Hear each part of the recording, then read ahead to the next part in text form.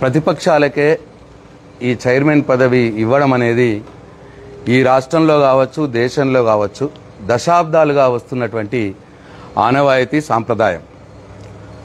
కానీ ఈ ఆనవాయితీ సాంప్రదాయాన్ని ఈ కాంగ్రెస్ పార్టీ, తెలంగాణలో కాంగ్రెస్ పార్టీ ప్రభుత్వం అసెంబ్లీ సాక్షిగా తుంగలో తొక్కి ప్రజాస్వామ్యాన్ని కూని చేసింది అని చెప్పి బీఆర్ఎస్ పార్టీ భావిస్తూ ఉన్నది.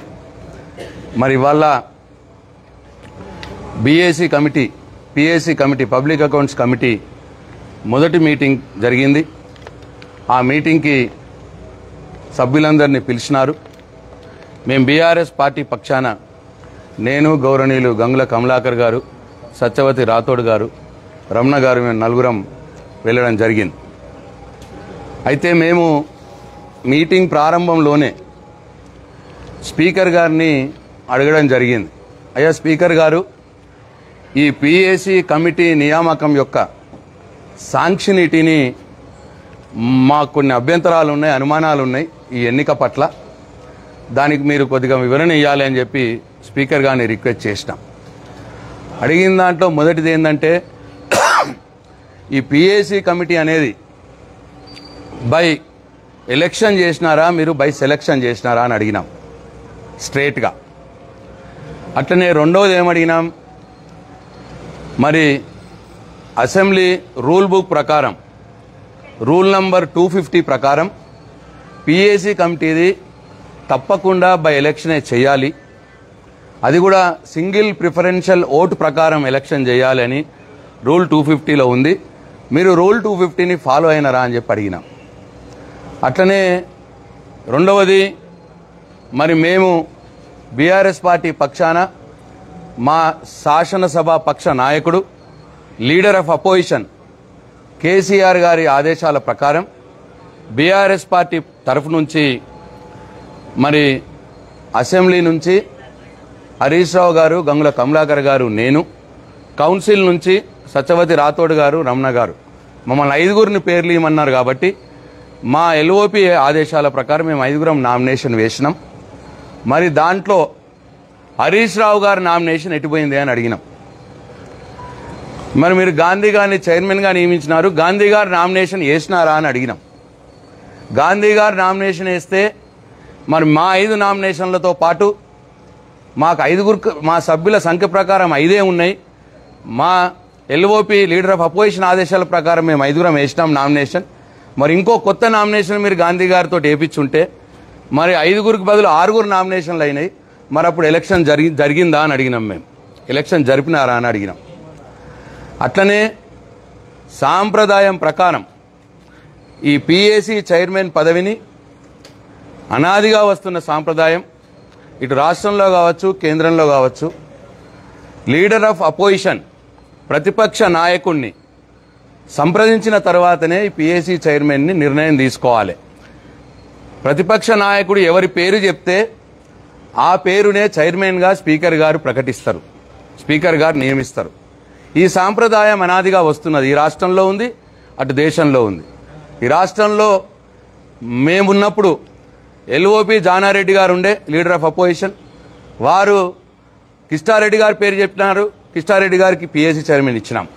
కిష్టారెడ్డి గారు చనిపోయిన తర్వాత రామరెడ్డి దామోదర్ రెడ్డి గారి పేరు చెప్పినారు, ఆయన పేరు పిఏసీ చైర్మన్గా ఇచ్చినాం, ఆయనకి ఇచ్చినాం.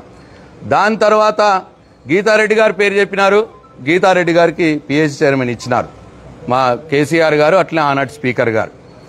దాని తర్వాత 2018లో ఈ పిఏసీ ప్రక్రియ మొదలైన సందర్భంలో ఆ రోజు అసెంబ్లీలో సింగిల్ లార్జెస్ట్ పార్టీ ఎంఐఎం ఉండే కాబట్టి, మరి అపోజిషన్లో సింగిల్ లార్జెస్ట్ పార్టీ ఎంఐఎం ఉంది కాబట్టి ఎంఐఎంని అడిగినాం. వాళ్ళు అక్బరుద్దీన్ గారిని పెట్టమని చెప్పినారు, అక్బరుద్దీన్ గారికి ఇచ్చినాం. మాకంటే మొదలు కాంగ్రెస్ పార్టీ ఉన్నప్పుడు టీడీపీ నుంచి యనమల రామకృష్ణుడు గారు అయినారు పిఏసీ చైర్మన్ ప్రతిపక్షం నుండి, యతి రాజారావు గారు అయినారు ప్రతిపక్షం నుండి, అట్లనే నాగం జనార్దన్ రెడ్డి గారు అయినారు ప్రతిపక్షం నుండి, ఇట్లా టీడీపీ వాళ్ళు అయినారు ప్రతిపక్షం నుండి, కాంగ్రెస్ వాళ్ళు అయినారు. ఇవాళ దేశంలో అటు లోక్సభలో కూడా 2014లో కాంగ్రెస్ పార్టీ కేవలం 44 సీట్లే ఉన్నాయి, ప్రతిపక్ష హోదా కూడా లేదు. అయినా సరే సింగిల్ లార్జెస్ట్ పార్టీ పేరు మీద వాళ్ళకి 44 సీట్లు ఉన్నప్పటికీ మరి కాంగ్రెస్ పార్టీ సూచించిన అభ్యర్థిని థామస్ గారిని పిఎస్సి చైర్మన్గా చేసినారు. తర్వాత మల్లికార్జున ఖర్గే గారిని పిఎస్సి చైర్మన్గా చేసినారు. తర్వాత అధీర్ రంజన్ చౌదరి గారిని వారిని కూడా పిఎస్సి చైర్మన్గా చేసినారు. కాంగ్రెస్ పార్టీ ఎవరు సూచిస్తే వారి పేరుని. ఇవాళ ఈరోజు కూడా ఇవాళ రాహుల్ గాంధీ గారు ప్రతిపక్ష నాయకుడిగా ఉన్న లోక్సభలో రాహుల్ గాంధీ గారిని అడిగి రాహుల్ గాంధీ గారు కేసీ వేణుగోపాల్ గారిని పిఎస్సి చైర్మన్ పెట్టండి అని స్పీకర్ గారికి ప్రధానమంత్రి గారికి చెప్తే ఇవాళ కేసీ వేణుగోపాల్ గారిని కాంగ్రెస్ పార్టీకి చెందిన వ్యక్తిని ఇవాళ ఈ దేశంలో పిఎస్సి చైర్మన్గా పెట్టినారు లోక్సభలో. ఈ సాంప్రదాయాలన్నీ చెప్పినాం.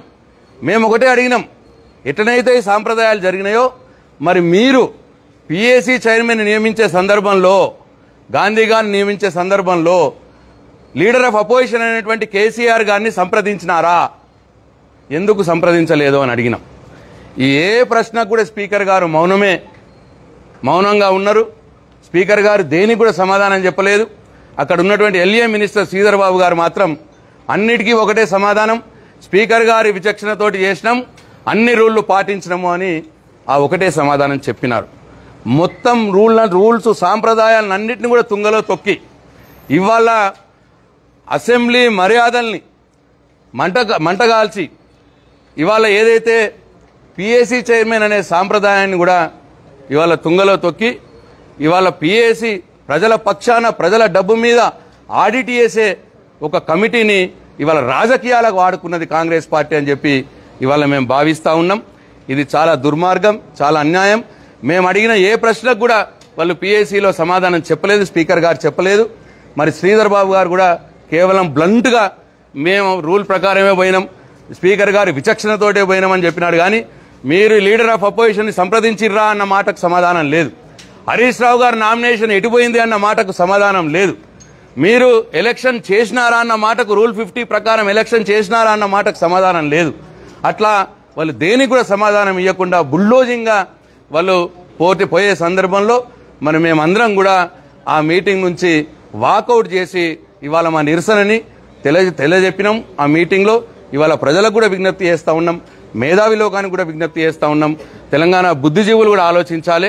ఈ కాంగ్రెస్ పార్టీ రేవంత్ రెడ్డి గారు ముఖ్యమంత్రిగా ఉన్నటువంటి ఈ ప్రభుత్వం ఎంత బుల్డోజింగ్గా ప్రతిపక్షాల గొంతు నొక్కి మరి ప్రజల యొక్క డబ్బు ప్రజల కోసం మరి ఎట్లా ఖర్చు పెడుతున్నారు, మంచిగా ఖర్చు పెడుతున్నారా లేదా అని ప్రజల కోసం ఆడిట్ చేసే ఈ పిఎస్సి కమిటీని కూడా కాంగ్రెస్ పార్టీ వాళ్ళ రాజకీయాలకు వాడుకొని ఇవాళ ప్రజల యొక్క డబ్బుని ప్రశ్నించేవారు, వాళ్ళు ఖర్చు చేసే విధానాన్ని ప్రశ్నించేవారు లేకుండా చేసుకోవాలని చెప్పి వాళ్ళ హరీష్ రావు గారి నామినేషన్ని తిరస్కరించారు, పేరు లేకుండా చేసిండ్రని చెప్పి మేము భావిస్తా ఉన్నాం. దయచేసి మేధావులారా, బుద్ధిజీవులారా దయచేసి ఆలోచన చేయండి అని చెప్పి మేము కోరుతా ఉన్నాం.